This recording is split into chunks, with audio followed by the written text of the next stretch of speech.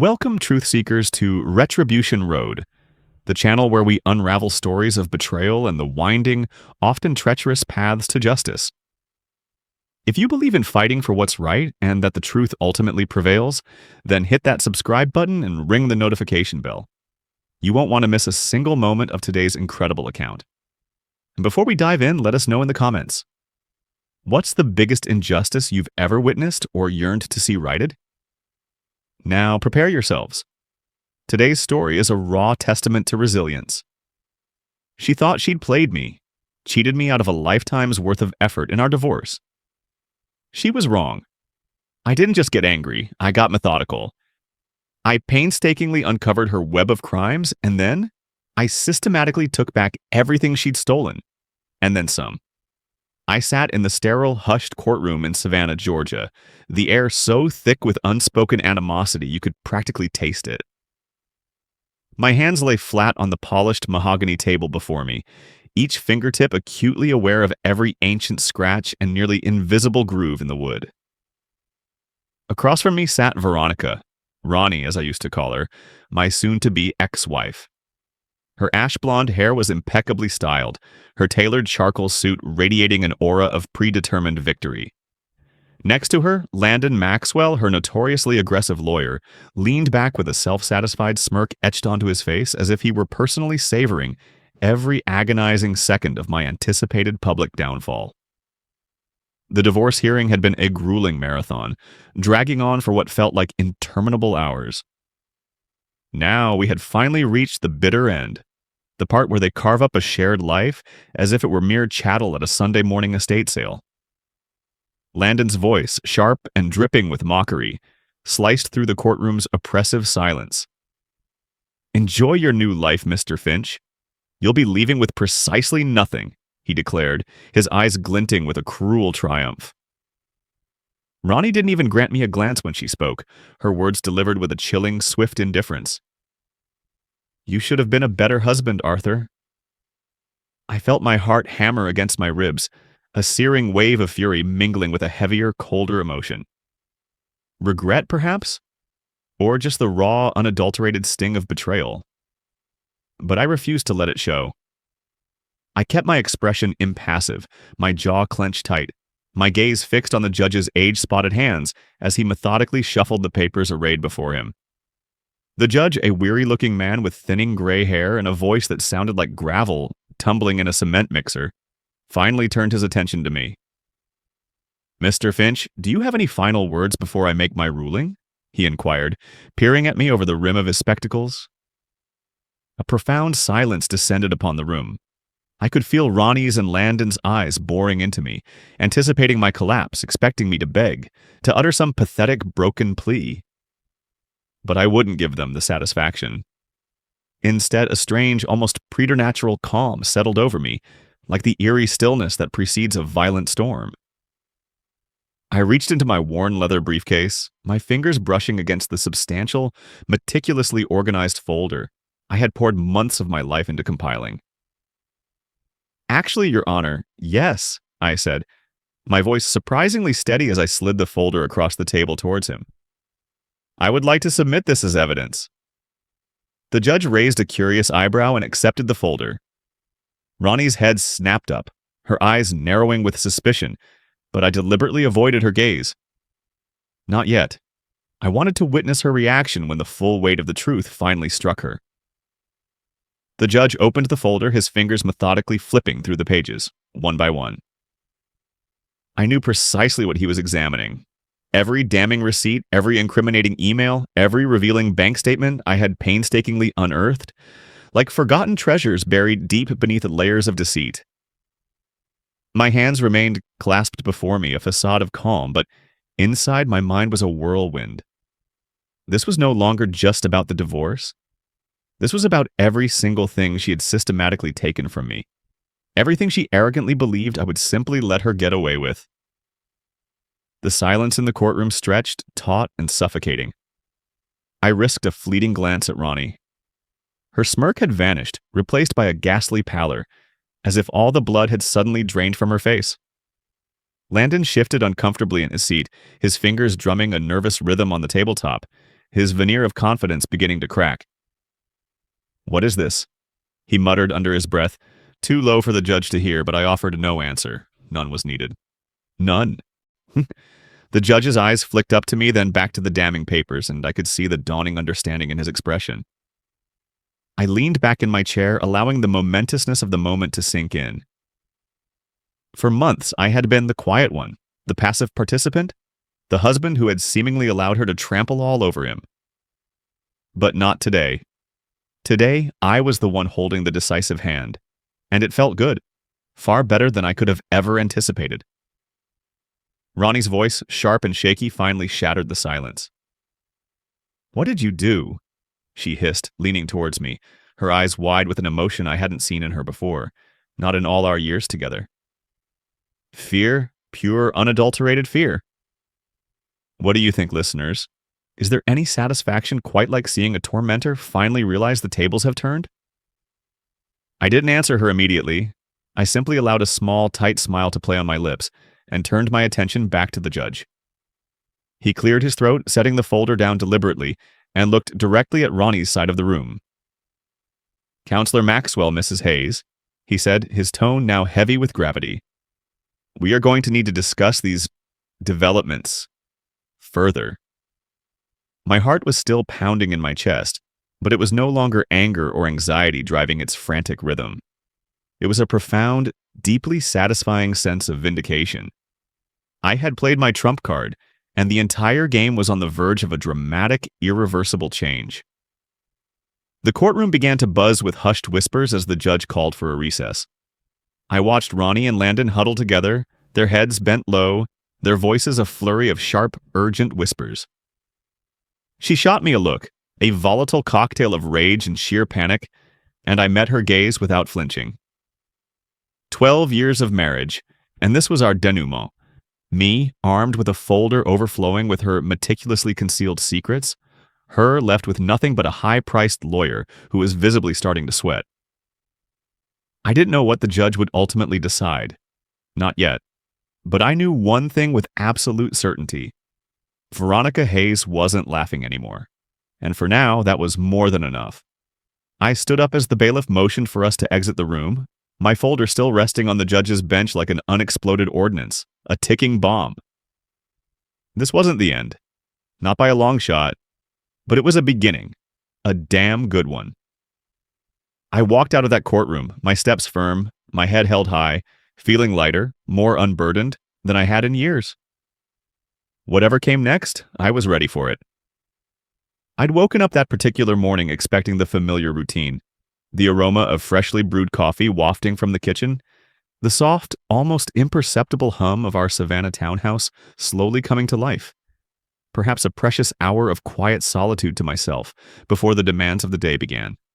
The bedroom was still swathed in darkness, the heavy blackout curtains drawn tight against the pre-dawn gloom.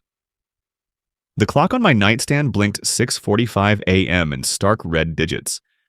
I rubbed the sleep from my eyes, feeling the familiar weight of another restless night, and swung my legs out of bed. Ronnie was already up and about, which wasn't out of the ordinary. She'd always been the early riser, the one imbued with a boundless energy I could never quite match. I shuffled into the kitchen, my bare feet cold against the cool imported Italian tile, and saw her standing by the granite countertop. She wasn't making coffee, however. She was holding a plain manila envelope, her perfectly manicured fingers tapping an absent-minded rhythm against its surface, her eyes glued to the screen of her phone. "Morning," I mumbled, reaching for the coffee pot. But she didn't acknowledge my presence, didn't even look up. Instead, she slid the envelope across the counter in my direction, her voice coolly casual as if she were merely commenting on the weather. "I've spoken to my lawyer," she said. "This should be simple." I froze, my hand hovering over the pot, her words sinking in with a slow, crushing heaviness. 12 years. 12 years we'd been married. 12 years of me standing steadfastly by her side, building a life, a future together. And this was how it was ending. I picked up the envelope, my fingers fumbling clumsily with the metal clasp, and pulled out the sheaf of papers contained within. Divorce papers. Her signature was already there, neat, sharp, and devoid of emotion, like she'd just signed off on a routine business contract. My eyes scanned the dense pages, the cold, impersonal legal jargon blurring together. But one thing stood out with brutal, unmistakable clarity. I was being left with absolutely nothing. No share of the house, no portion of the savings, not even a sliver of the successful interior design business, Prestige Interiors Group, I had helped her build from the ground up. Zero, zilch, nada. I looked up at her then, waiting for something, anything, an explanation, an apology, a flicker of remorse. But she just continued scrolling on her phone, her expression utterly blank, as if I were a piece of furniture she no longer required. "Ronnie," I said, my voice rough, raspy. "What is this?" She finally deigned to glance at me, her eyes cool, distant, almost reptilian. "It's over, Arthur," she said. "You knew this was coming." Did I? I stood there, the papers trembling in my hands, feeling as if the very floor had dropped out from beneath me. I don't know how long I remained there, staring at her, desperately trying to make sense of the senseless. She didn't even flinch, just returned her attention to her phone as if I had ceased to exist. I had spent years supporting her, pouring every ounce of my being into Prestige Interiors Group. I wasn't the flamboyant one, to be sure. I didn't stand in front of high-profile clients delivering dazzling presentations or schmooze with the city's elite at glamorous parties. But I was the backbone. I had handled the tedious, unglamorous necessities, the administrative work, the meticulous accounting, the endless stream of emails and complex scheduling. I had stayed up countless late nights, balancing her books when she was too exhausted, meticulously planning her high-stakes events when she was too overwhelmed, all without a formal paycheck, often without even a simple thank you. And now she was cavalierly tossing me out like I had been nothing more than hired help she no longer had any use for. After everything, I finally managed to say, my voice low, laced with disbelief, "This is what I get?" She sighed, a sound of pure, unadulterated boredom, setting her phone down on the counter. She looked at me then, really looked at me, but with an expression of condescending pity, as if I were a child incapable of grasping a simple concept. "You didn't keep up, Arthur," she said, her voice devoid of any warmth. "I grew. You didn't." The words struck me with the force of a physical blow, and I felt something inside me snap. Not with a loud, dramatic report, but with a quiet, sickening break, like a violin string pulled far too tight. I walked out of the kitchen, the divorce papers still clutched in my hand, and sank onto the sofa in the living room. The house was quiet, far too quiet, and I could hear her moving around in the bedroom behind me, getting ready for her day as if nothing monumental, nothing life-altering had just occurred. I flipped through the pages again, forcing myself to read every line, every cold, calculated, cruel detail. She wanted the historic townhouse we had purchased together, the one I had lovingly restored with my own hands. New paint, refinished antique floors, every leaky faucet meticulously replaced. She wanted the business, all of it, every last share. Even though I had been there from its very inception, back when Prestige Interiors Group was just a dream scribbled on a cocktail napkin. No alimony, no equity, no severance, no nothing. Just a clean, unencumbered break for her and a vast, empty, echoing nothingness for me. My chest tightened, and I clenched my jaw, desperately trying to keep the rising tide of rage and despair from spilling out. I wanted to scream, to hurl the papers in her perfectly made-up face, to demand she explain how she could inflict such callous cruelty. But I didn't. I just sat there, breathing hard, raggedly, letting the full, devastating weight of her betrayal sink in. By the time she left for work, her designer heels clicking sharply against the polished hardwood floor as she grabbed her expensive handbag and walked out without a backward glance. I was still on the couch. The front door slammed shut, and the ensuing silence swallowed me whole. I looked around the opulent living room, at the framed photographs of us, smiling, seemingly happy, at the custom furniture we had painstakingly selected together, at the tangible evidence of the life we had supposedly built. And then it hit me with the force of a revelation. She had planned this. She had been light years ahead of me, meticulously plotting this casual, dismissive goodbye while I was still naively playing the role of the loyal, unsuspecting husband. I dropped the papers onto the coffee table and leaned back, staring blankly at the ornate ceiling. I could have begged her to stay. I could have initiated a fight right then and there. But what would have been the point? She had clearly made up her mind, and I was no longer a part of her meticulously curated future. But as the minutes ticked by, morphing into an hour, something else, something unexpected, began to stir deep within me. Not just hurt, not just a burning, impotent anger, but a spark of something harder, something sharper, something resilient. I wasn't going to let her simply walk away with everything, not like this. I didn't know how yet, but I would find a way to fight back. That morning, when she contemptuously handed me those papers, she thought she had decisively ended it. She had no inkling, no comprehension, that she had just ignited something far, far bigger. I wasn't always the man sitting quietly in the background, passively letting life unfold around me. I used to be more. And that morning, after Ronnie had so callously dropped the divorce bomb on me, I couldn't stop my mind from drifting back to how it all began. I sat there in the living room, in the exact same spot where I'd first stared, dumbfounded at those devastating papers. But now my thoughts were far away, replaying the early days, back when Ronnie and I were an inseparable team, a united force. The house was still eerily quiet, the kind of profound silence that presses down on you, heavy and suffocating. And yet, amidst that quiet, I could almost hear the faint, lingering echoes of how things used to be. I had been her most ardent cheerleader, her unwavering champion, when she first launched Prestige Interiors Group, back when it was just the two of us operating out of our cramped Charleston apartment. Her sketching ambitious designs on cheap graph paper, fueled by dreams and lukewarm coffee, while I, with no prior experience, painstakingly built her first portfolio website from scratch. I wasn't a tech prodigy, but I was determined, and I figured it out. Endless hours of frustrating trial and error, countless late nights illuminated only by the glow of the monitor, all so she could present her vision to the world. She'd smiled at me then, her eyes luminous with hope and ambition, declaring, "We're going to make it big, Arthur, you and me." And I had believed her. Implicitly, I had believed in us.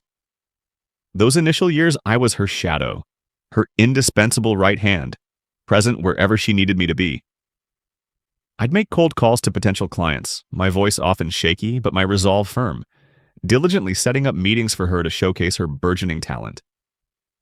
I'd navigate crowded networking events, my tie perpetually askew, my palms invariably sweaty, while she effortlessly worked the room, captivating everyone with her innate charm and design acumen, as if she were born to command such attention. People began to notice her, to recognize her unique talent, her magnetic personality, and soon the clients started rolling in. I was immensely proud, even if I remained largely in the shadows. I didn't mind being the quiet one, the behind-the-scenes operator. I genuinely loved building something with her, for her. When she hosted her first significant business mixer, a glittering affair to celebrate a major contract, I was the anonymous man behind the bar, diligently pouring drinks, flashing smiles at her distinguished guests, ensuring everyone felt welcomed and attended to. No one remembered my name that night, but it didn't matter. Ronnie was shining, radiant, and for me at that time, that was more than enough. I had poured half of my life, my energy, my soul, into building that business with her. Even if my name wasn't emblazoned on the company logo, featured on the sleek website, or included in the client testimonials. Nor was I privy to many of the late-night brainstorming sessions she increasingly had with others. It was ours. Or so I had naively believed. Now, sitting there in the oppressive silence of our once shared home, the divorce papers a stark, brutal reminder on the coffee table, I finally understood the full, devastating extent of how much I had given, and how appallingly little she had ever truly given in return. The house, once a sanctuary, now felt cavernous, emptier than ever before. Every meticulously chosen furnishing, every lovingly restored architectural detail, served as a poignant reminder of what I had invested in us. I had personally repaired the creaky antebellum staircase, painted the parlor walls that exact shade of soft Charleston blue she adored, spent countless weekends cultivating the lush, fragrant garden she had always yearned for, and Prestige Interiors Group. I had been the one diligently tracking expenses when she conveniently forgot. I had pursued delinquent payments from notoriously slow clients, painstakingly kept the company's books balanced so she could remain unencumbered, free to focus solely on her creative designs. I never once asked for credit, never demanded a formal title or a share of the equity. I simply did it. Because I loved her, because I believed with every fiber of my being in her dream. But she had insidiously, systematically taken it all and made it exclusively hers, as if my contributions, my sacrifices, my very existence in that shared endeavor had never even been. The anger was still there, of course, a low, simmering burn beneath my skin. But it was no longer just raw, directionless anger. It was morphing, crystallizing into something else, a cold, hard clarity. I knew that business, her business, inside and out, perhaps even better than she realized. That was my edge, and I was damn well going to use it. I grabbed my phone, my fingers scrolling through the contact list, my thumb hesitating for a moment over a name I hadn't called in years. Marcus Mark Bellwether. He'd been a loyal friend back in college, a guy who'd always had my back, no questions asked. Now he was a sharp paralegal at a small, tenacious law firm downtown. I pressed call, my heart rate quickening as the line began to ring. "Hey, man," he answered, his voice warm, familiar, though tinged with surprise. "Been a while?" "What's up?" I didn't waste time on pleasantries. "Mark, I need your help," I said, keeping my voice low, direct. "Ronnie is trying to take everything, divorce stuff. I've got some ideas, but I need someone who truly understands the legal labyrinth." He didn't hesitate for a second. "Say no more, Artie. Meet me tomorrow. Coffee shop on Broughton Street, say 9 a.m. We'll figure this out." I thanked him, a small measure of the suffocating weight on my chest beginning to lift, and then immediately dialed another number. Samir Sam Ajashi, a freelance cybersecurity expert and digital forensics guru I'd met at one of Ronnie's early business functions. He was quiet, unassuming, much like myself, but razor sharp. The kind of guy who could unearth digital secrets from the deepest, darkest corners of the internet.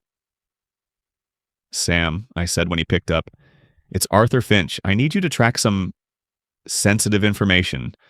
Old files, hidden accounts, forgotten passwords. Think you can do it?" He chuckled, a short, dry, knowing sound.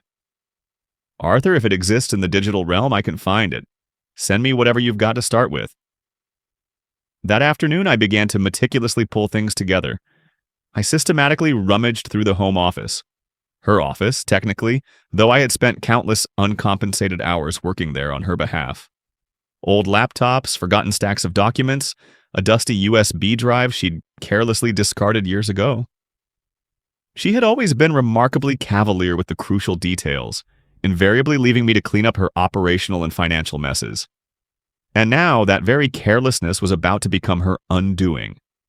I found backups of early business plans, client databases I had personally compiled, even some critical login credentials scribbled hastily on sticky notes she'd long since forgotten. My hand trembled slightly as I inserted a vintage thumb drive into my laptop and watched the screen populate with folders. Years of meticulously organized data she mistakenly believed I would never access or understand. I didn't know precisely what I was searching for yet, but a powerful intuition told me there was something there, something significant.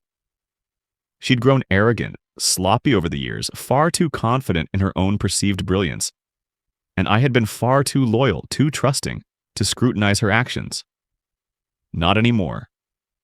By the time the sun dipped below the Savannah skyline, painting the marshlands in hues of orange and purple, casting long, eerie shadows across the antique-filled room, a plan was beginning to coalesce in my mind. Mark would help me navigate the legal complexities, identify what constituted admissible evidence. Sam would delve deeper, crack into the encrypted accounts she had undoubtedly locked me out of long ago. And I would painstakingly piece it all together. every quiet contribution I had ever made, every unacknowledged hour I had dedicated to building her now thriving empire. The old house seemed to creak and groan around me as if in sympathy, and I leaned back in the oversized armchair, staring up at the ornate plasterwork on the ceiling. Ronnie Hayes thought she had left me with nothing, but she didn't truly know what I was capable of. Not yet. I wasn't the silent, accommodating husband anymore. I was the man who had quietly, diligently built half of her world, and I was about to remind her of that, one damning file at a time. Arthur is on a mission, isn't he, folks? The quiet man pushed too far. We're about to see him turn detective, digging into the past to reclaim his future. What do you think he's going to find, and have you ever had that moment where you knew you had to stop being passive and fight for yourself? Let us know your experiences in the comments, and if you're invested in Arthur's journey to uncover the truth, make sure you've liked this video and are subscribed to Retribution Road. You won't want to miss how this unfolds. Now, back to Arthur's late-night discoveries. The nights started blending together after that morning, with the divorce papers, each one stretching out long and restless as I sat alone in the house, digging through the past. The living room had become my war room, papers scattered across the coffee table, my laptop glowing in the dark, a half-empty mug of cold coffee sitting forgotten by my side. I'd always been the organized one, the guy who kept track of the details Ronnie ignored, and now that was my weapon. I started small, pulling up old files from the USB drives I'd found, flipping through stacks of receipts she'd shoved into drawers years ago. At first, it was just a mess.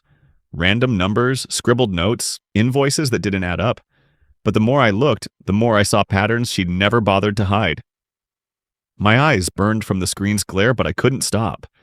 Every click, every page was another piece of the puzzle, and I was starting to see the whole ugly picture. Ronnie had grown reckless over the years, too sure of herself, too convinced I'd never look twice at what she was doing. I found unfiled receipts, hundreds of them, tucked away in folders she hadn't touched since the early days of Prestige Interiors Group. Little things at first, like payments to vendors that didn't exist, expenses listed twice on different dates. Then it got bigger. Backdated invoices for projects that never happened. Money shuffled to shell companies with names I didn't recognize. I leaned back on the couch, rubbing my face, trying to process it. She'd been moving cash around, hiding it, and I'd been too busy keeping her books straight to notice. My fingers hovered over the keyboard, hesitant. Then I typed one of the company names into a search. Nothing came up. No website, no address, just a dead end. That's when I knew I was onto something real. I kept going night after night, the house silent except for the soft hum of the laptop and the occasional creak of the floorboards. Sam had come through with some old passwords, stuff Ronnie hadn't changed in years. And that opened the floodgates. Bank statements, emails, account logs I hadn't seen since I stopped handling the day-to-day admin. I found offshore transfers, small at first, then bigger.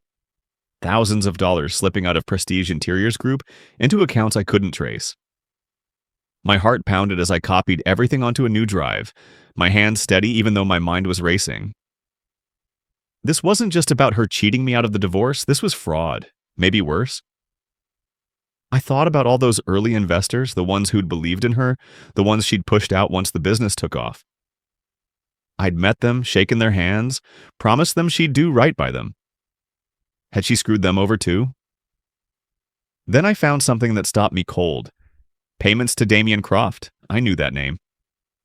He was her business consultant, the guy she'd started mentioning a couple of years back, always with a little smirk I didn't like. I'd seen him at a gala once. Tall, slick, too friendly with her, his hand lingering on her arm while I stood across the room, playing the dutiful, drink-pouring husband. The payments started small, a few hundred here and there, labeled consulting fees, but they grew.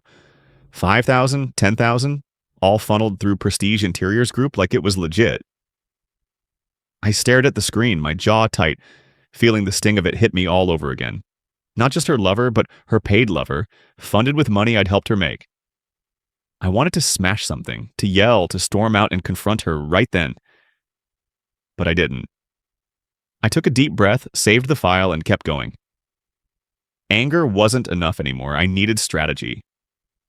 The folder I was building grew thicker every night, digital at first, then printed pages I stacked in a locked drawer. I cross-checked dates, matched payments to projects, dug into every corner of the business I could reach. I found more. Fake charitable write-offs, donations to groups that didn't exist, all logged as tax deductions.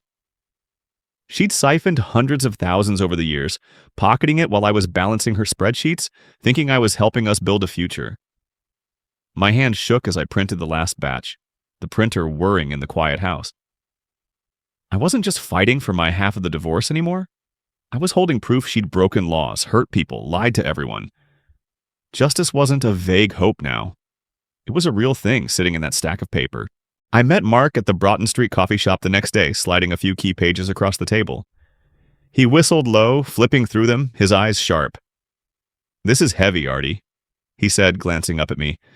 "You sure you want to go this far?" I nodded, my voice firm. She doesn't get to walk away clean. He didn't argue, just told me to keep it quiet, keep it safe, and he'd help me figure out what was admissible. Sam called later, his voice tense. "Got more account logs from 3 years back? You're not going to like it." He emailed me the files, and I spent another night connecting dots, my coffee going cold again. Every new piece made the picture clearer. Ronnie hadn't just betrayed me. She'd built her success on a house of cards, and I was about to pull it down. The courtroom felt different that day, heavier somehow, like the air itself knew something big was about to happen. I sat at my table, my hands resting on the smooth wood, my folder sitting in front of me like a loaded gun I'd finally get to fire. Across the room, Ronnie perched in her chair, her posture stiff, her eyes flicking between me and the judge. Landon Maxwell sat beside her, his usual smirk dialed back to something tighter, less sure. The divorce hearing had been dragging on for weeks, but this was it. The final moment. The one I'd been building towards since that morning she handed me those papers. My attorney, Eleanor Ellie Monroe, gave me a small nod from her seat next to me, her calm confidence steadying my nerves. I'd handed her the folder days ago and she told me, "This changes everything, Arthur. Just wait for the right time." That time was now. The judge shuffled his papers, his glasses perched low on his nose, and looked up at us. "We're here to finalize the division of assets," he said, his voice dry and procedural. "Any last submissions before I rule?" Landon stood, smoothing his tie, ready to launch into some polished speech about why Ronnie deserved it all, the house, the business, every damn thing. But before he could get a word out, I raised my hand. "Your Honor," I said, my voice steady, even though my heart was hammering. "I have something to submit." The judge nodded, curious, and I slid the folder across the table to the bailiff, who carried it up to the bench.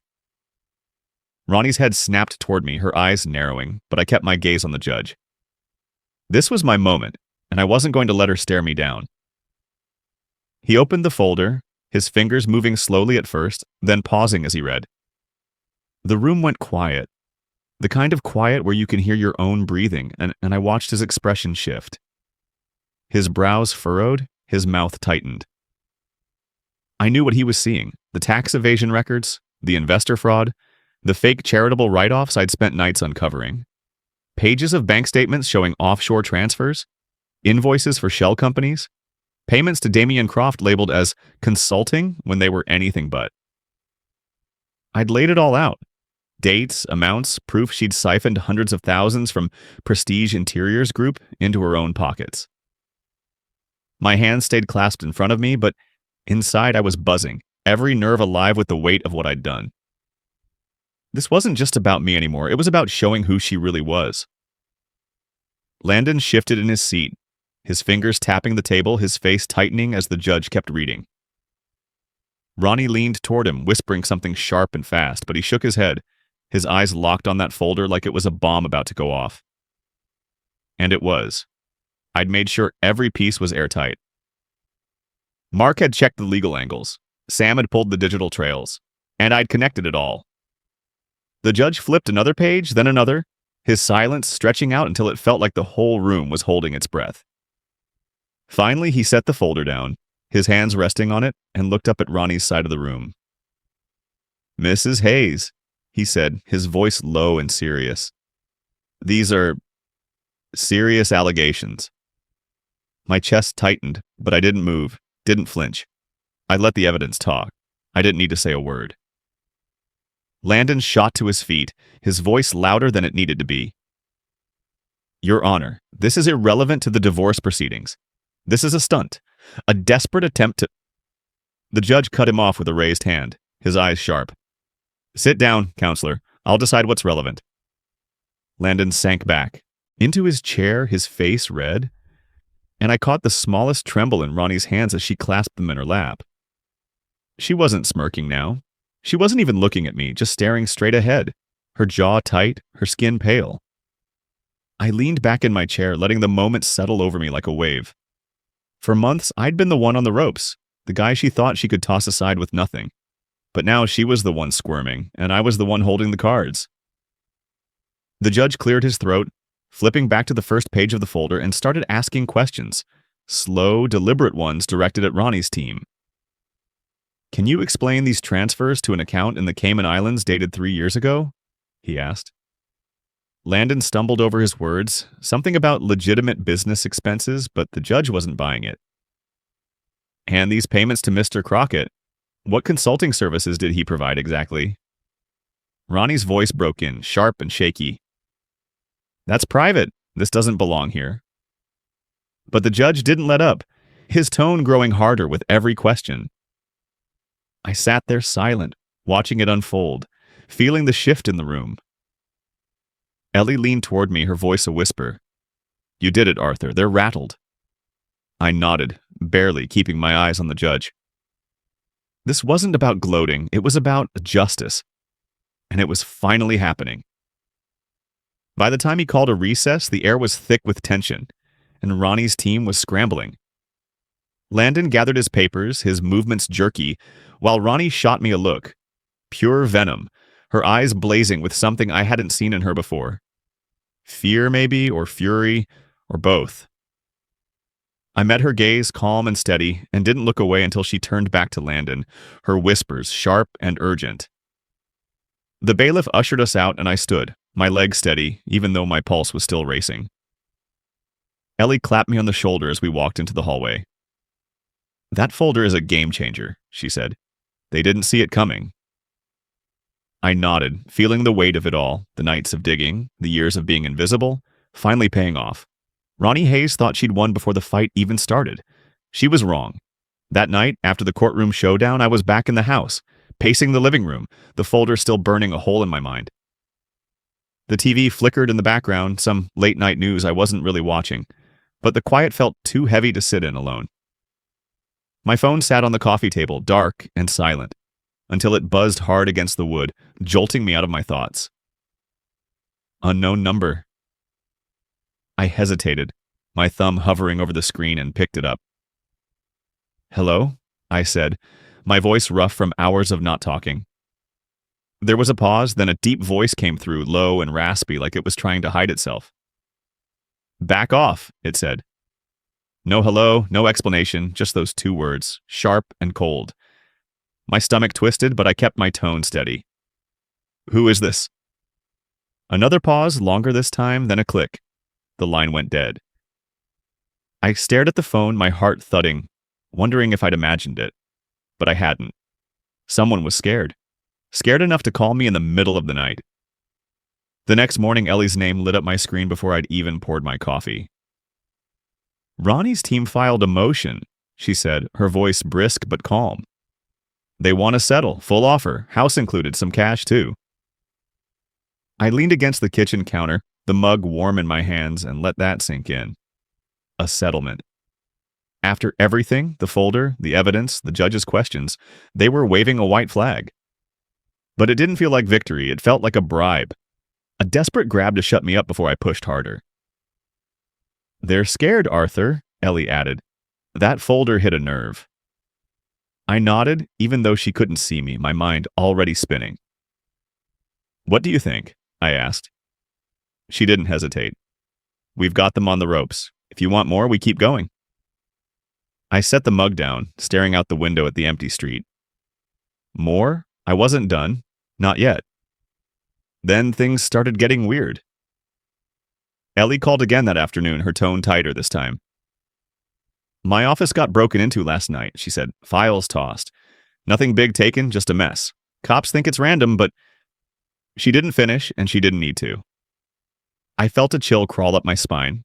Random. Didn't fit. Not after that call. Not after the settlement push. Later that day, I tried logging into my bank account. Frozen solid, no explanation. Just a contact us message blinking on the screen. I spent an hour on hold with the bank, my jaw tight until they unfroze it, muttering something about a security flag. Coincidence, maybe. But then Mark texted me, his words short and clipped. Guy in a black sedan followed me home. Be careful, Artie. My hands went cold as I read it, the pieces clicking together too fast. Ronnie wasn't just rattled, she was panicking, and someone was acting on it. I sat on the couch that night, the house dark except for the glow of my laptop, trying to make sense of it all.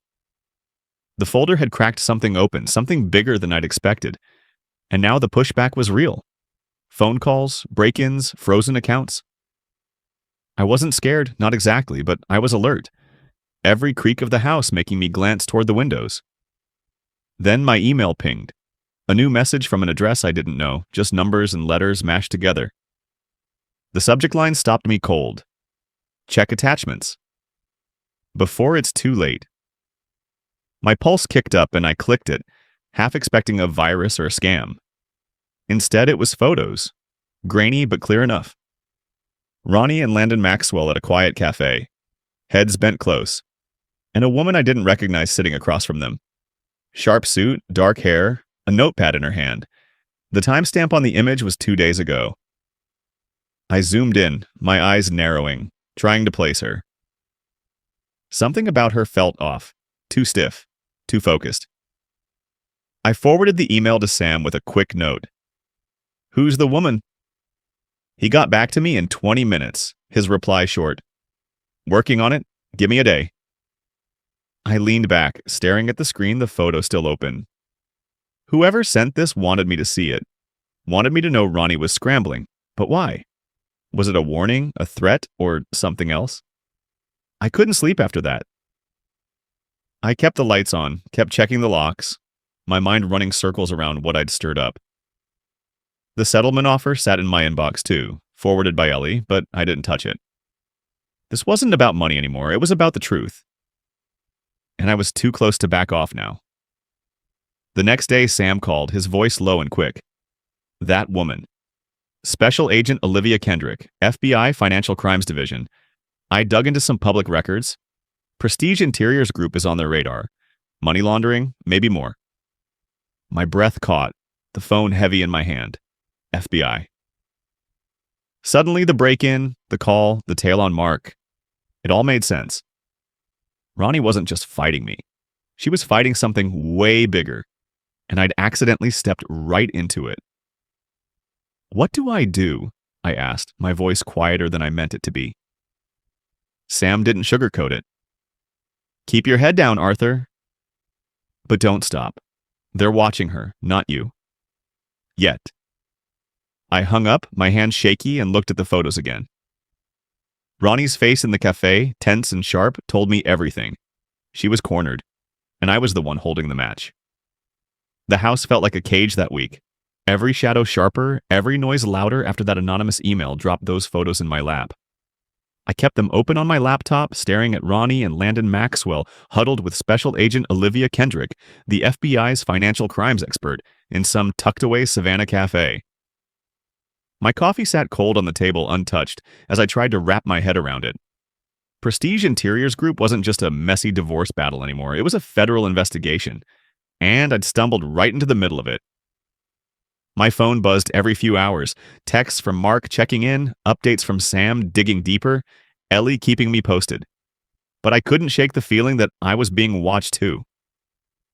The late-night call, the break-in at Ellie's office, my bank account freezing, it wasn't random. Ronnie was desperate, and desperation made people dangerous. But I wasn't backing down. Not now. Not when I was this close to seeing it all unravel. I met Ellie at her office a few days later, stepping over the lingering mess the break-in had left. papers still scattered, a cracked picture frame leaning against the wall. She handed me a sealed file, her eyes steady but serious. "This came from a source I trust," she said, tapping it with her finger. "Open it when you're alone." I nodded, tucking it under my arm, my stomach tightening. Back home, I locked the door, pulled the curtains, and sat at the kitchen table, the file staring back at me. My hands hesitated, then ripped it open. Inside was an affidavit signed by Ms. Anya Sharma, Landon Maxwell's junior associate. I'd met her once, a quiet young woman with nervous hands, always trailing behind him at hearings. Now she was a whistleblower, and her words hit like a hammer. She laid it all out. Ronnie faking bids to overcharge clients, manipulating contracts, funneling kickbacks to big corporate contractors. Worse, Landon knew. He'd helped cover it up, signing off on the lies. My breath caught as I read, the pages shaking in my hands. This was the smoking gun. And it wasn't just about the divorce anymore, it was criminal. I leaned back in the chair, the kitchen dark except for the glow of the lamp overhead, my mind racing. Anya's affidavit tied everything together. The shell companies, the offshore accounts, the payments to Damian Croft. Ronnie had built Prestige Interiors Group into a front, a shiny mask for something dirty. And I'd been too busy playing the loyal husband to see it. But now I saw. The FBI was circling. Agent Kendrick's presence in those photos was proof they were closing in. Ellie had confirmed it over the phone that morning. "The feds are watching her company, Arthur. Money laundering through design contracts. Your folder probably tipped them off." I didn't know if I'd started this or just sped it up, but either way, I was in it now. The threats, the call, the break-in weren't just Ronnie's panic. They were her trying to plug a leak that was already flooding. My phone buzzed again as I sat there, another unknown number. I picked it up, my voice low. "Yeah?" A text popped up instead of a voice. "You don't want to be part of this." My jaw tightened, and I typed back, "Too late." No reply came, but I didn't expect one. I set the phone down, my hands steady now, the affidavit still open in front of me. Whoever was texting, whoever had tailed Mark, they thought they could scare me off. They didn't know me. Not the real me. The guy who'd spent years building something only to watch it get stolen. I called Sam that night, my voice quiet but firm. "You still digging?" He sighed, the sound crackling through the line. "Yeah, found more encrypted emails between Ronnie and some guy named Viktor Morozov. Took me hours to crack, but it's shady. Offshore accounts, coded transfers, I'll send it over." My heart picked up. Viktor Morozov? I didn't know the name, but it felt heavy, like another piece I hadn't seen yet. "Thanks, Sam," I said. "Keep it safe." He laughed, short and dry. "You too, man. This is getting wild." Wild didn't cover it. When the files hit my inbox, I skimmed them. Dates, amounts, cryptic messages about cleaning the books. It was more fuel, more ammo. And I added it to the growing pile, the affidavit, the photos, Sam's finds. It was a mountain now. And Ronnie was standing at the bottom, about to get buried. I didn't sleep much that night. The house creaking around me, my mind too full to rest. The FBI angle changed everything. Agent Kendrick wasn't meeting Ronnie to chat about interior design. She was hunting. And I'd handed her a map with that folder in court. But I wasn't just a bystander anymore. The threats kept coming, subtle but real. And I knew Ronnie's team was scrambling. Landon's name on that affidavit meant he was sinking too. Disbarment at best, jail at worst. I paced the living room, the photos and files spread out like a war plan, and felt the shift inside me. This wasn't about fairness or getting my share. It was bigger, messier. A fight I hadn't signed up for but couldn't walk away from. I was standing at the edge of something huge, and all I could do was keep pushing forward, one step at a time. The days after that affidavit landed in my hands felt like walking through a storm. Everything moving fast, dark clouds closing in, but I kept my footing. I sat in the living room most nights, the lamp casting long shadows across the papers and files spread out on the coffee table. My laptop hummed as I cross-checked every new piece Sam sent me. Anya Sharma's words kept echoing in my head. Ronnie faking bids, Landon signing off on kickbacks. the whole shiny facade of Prestige Interiors Group crumbling under the weight of her lies. I'd known she'd screwed me over, but this was a machine. A calculated grind that chewed up clients, investors, even me, all to keep her pockets full. The FBI was in it now, Special Agent Olivia Kendrick's face from those cafe photos stuck in my mind. And I was starting to feel the heat, too. The threats weren't stopping, and they weren't subtle anymore. It started with another text that week, late at night, while I was poring over Viktor Morozov's encrypted emails. My phone buzzed, the screen lighting up the dark room. "You don't want to be part of this." Same message as before, same unknown number. I stared at it, my thumb hovering over the reply button, but I didn't type anything this time. Instead, I tossed the phone onto the couch and went back to the emails. Dates, coded phrases, transfers to accounts I couldn't trace. Whoever was texting thought I'd scare easy, but they didn't get it. I was already in too deep, and every new threat just made me dig harder. The next morning, Mark called, his voice tight. "That black sedan was back last night, Artie. Parked across my street for an hour. I'm fine, but this ain't random." My stomach twisted, but I kept my tone calm. "Lay low, Mark," I told him. "We're close." He grunted agreement, and I hung up, feeling the weight settle heavier on my shoulders. Ellie met me at a quiet diner that afternoon, her eyes scanning the room before she slid into the booth across from me. She looked tired, the break-in still nagging at her, but her voice was steady. "Anya's affidavit is gold," she said, keeping it low. "The FBI's got it now, confirmed through a contact. They're building a case, and your folder gave them the push." I nodded, sipping my coffee, the bitter taste grounding me. "What about the settlement?" I asked. She smirked, just a little.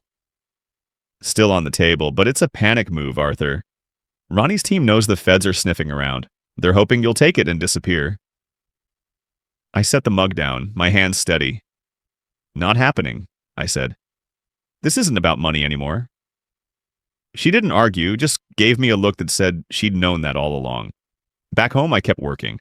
The house quiet except for the rustle of papers and the occasional ping of my email. Sam's latest batch had more on Viktor Morozov, some shady international financial fixer with a trail of shell corporations stretching across continents. The emails tied him to Ronnie, vague but damning hints of cleaning up and moving assets. I added it to the pile, my mind racing. The affidavit had already blown the lid off, Anya spilling about fake bids and kickbacks. But this was the next layer, the deeper dirt. Landon was in it too, his name popping up in the emails, and I could almost picture him sweating, his smug grin long gone. "The FBI had the case now," Ellie said, and I wondered how much they'd already known before I handed over that folder. Then the threats ramped up again. I woke up one morning to find my car's windshield cracked. Nothing stolen, just a spiderweb of glass like someone had taken a bat to it. No note, no witnesses. But I knew. I called Ellie, my voice low as I stood in the driveway staring at the damage. "They're not stopping," I said. She didn't sugarcoat it. "They're scared, Arthur, and scared people get stupid. Keep everything locked down, files, doors, all of it." I nodded to myself, the cool Savannah air biting at my hands, and went back inside. That night, another text. "Last chance." I didn't reply. Just screenshotted it and sent it to Ellie and Sam. My hands didn't shake anymore. Anger had turned into something colder, something focused. They could smash my car, tail my friends, send their cryptic messages, but I wasn't the one running out of moves. I met Mark the next day at a secluded park away from prying eyes, the wind rustling the ancient oaks around us. He handed me a USB drive, his face tense. More account logs. Sam pulled stuff from 2 years back. Matches Anya's story.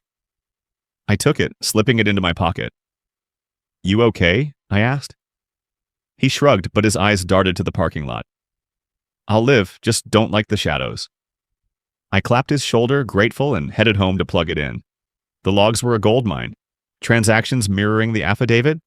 Payments to contractors who'd never worked a day. All signed off by Ronnie and Landon. It was airtight, and I knew the feds would eat it up. But I wasn't done. I wanted every loose end tied, every secret dragged into the light. By the end of the week, I sat in the dark again, the pile of evidence towering on the table. The FBI was moving, Ronnie's team was cracking, and I was still here. The guy they'd underestimated. The threats kept coming, but they were noise now. Desperate, flailing noise. I wasn't just fighting for me anymore, I was in the middle of something bigger. Something that could take her down for good. And I was ready to see it through no matter what they threw at me next. The final hearing crept up fast, and by the time I walked into that Savannah courtroom again, I felt like a man who'd been running a marathon. Tired, but too stubborn to stop. The air was thick with tension, the kind you could feel in your bones, and I took my seat next to Ellie Monroe, my hands resting on the table, steady despite the storm inside me. Across the room, Ronnie Hayes sat rigid, her face drawn tight like she hadn't slept in days. Landon Maxwell was beside her, his tie slightly crooked, his usual swagger replaced by a twitchy edge. The folder I'd submitted weeks ago had done its damage, cracked their armor, set the FBI sniffing. But I wasn't done. I'd spent every night since then, building more, digging deeper. And now I had one last play. The judge banged his gavel, the sound sharpening the quiet room, and called us to order. "Closing statements," he said, his voice gruff. "Let's wrap this up." Landon stood first, his hands smoothing his jacket, trying to pull himself together. He launched into a speech, polished, rehearsed, all about how Ronnie deserved the business, the house, everything, because she'd built it from the ground up. His voice was loud, confident at first, but I caught the cracks. The way his eyes flicked to me, the slight stumble over his words. He was nervous, and he should have been. The settlement offer was still on the table, bumped up since the last hearing. A fat stack of cash in the house dangled like bait to make me go away. Ellie had forwarded it to me days ago, and I'd stared at it, tempted for half a second. Freedom, a clean break, no more fighting.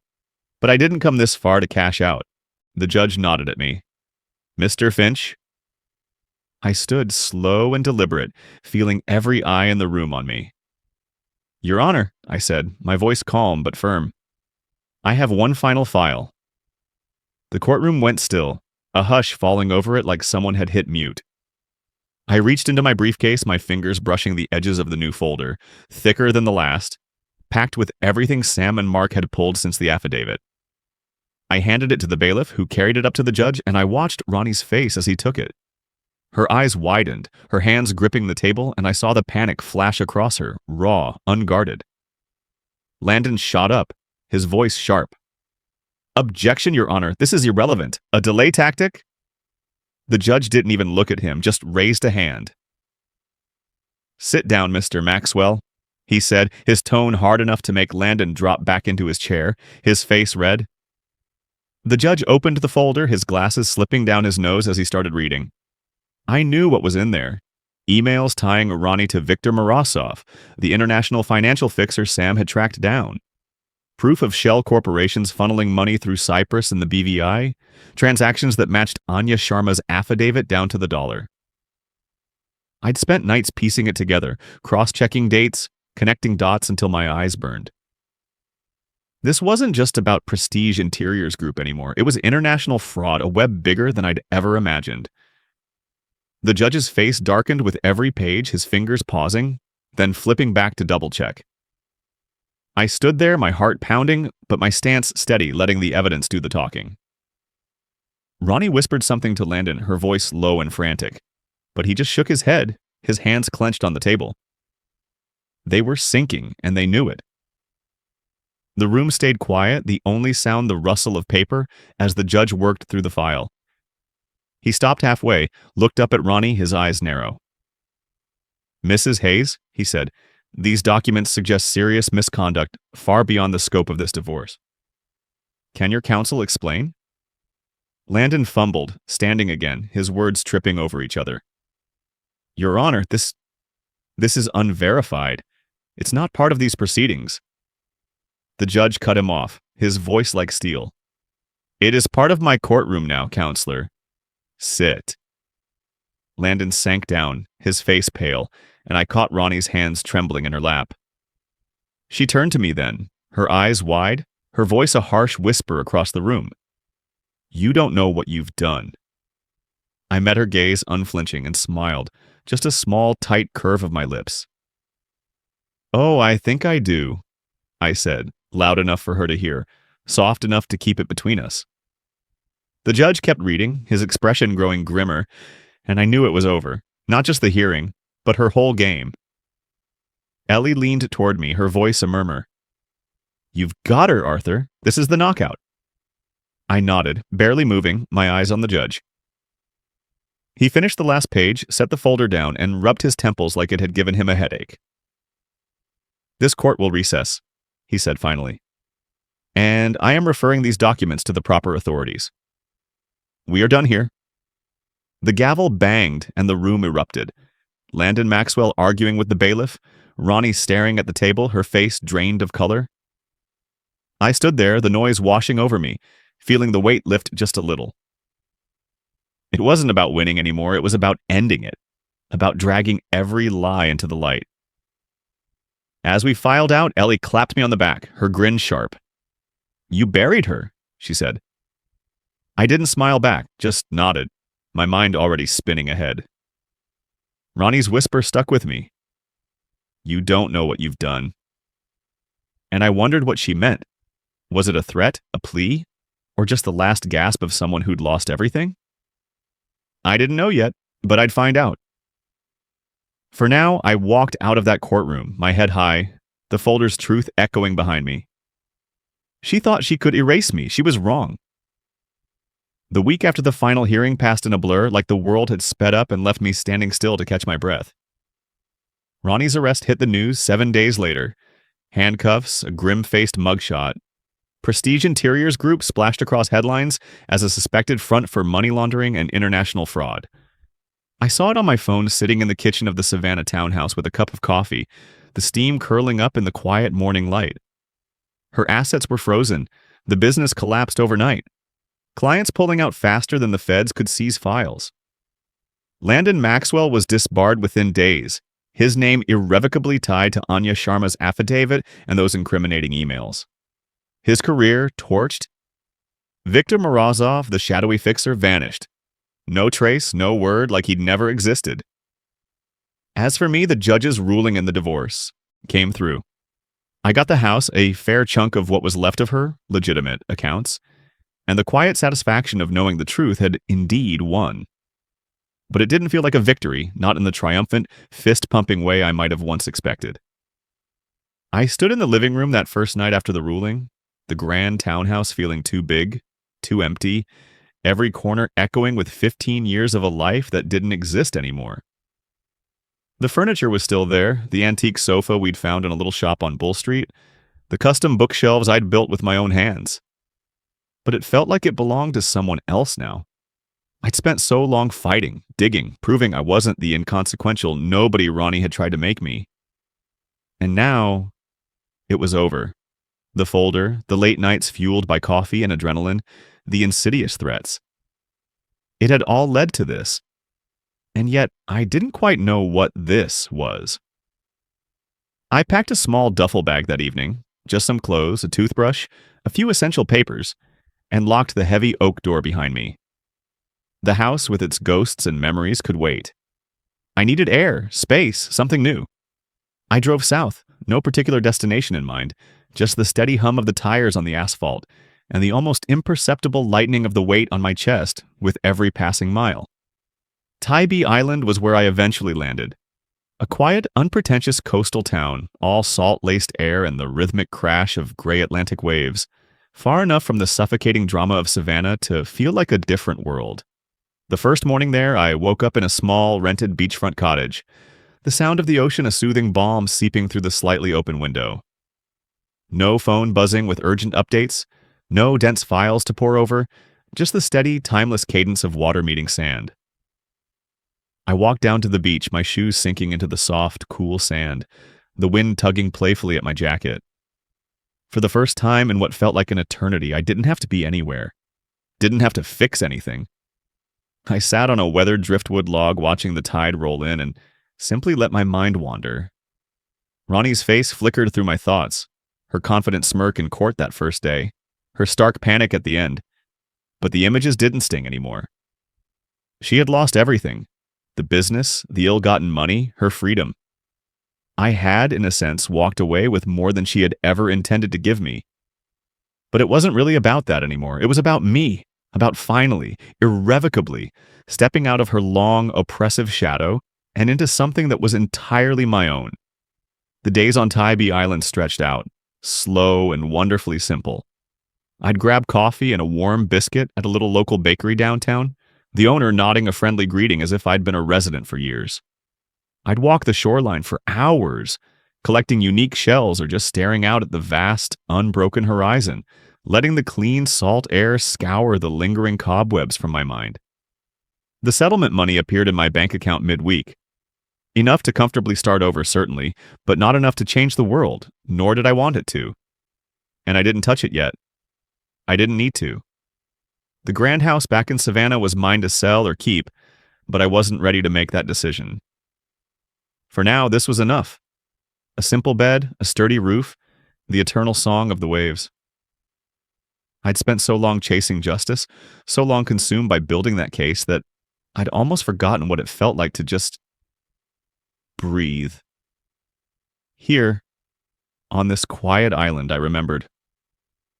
One evening I sat on the cottage's small, screened-in porch with a cold beer, the sky above a vast, dark canvas dusted with diamond-like stars.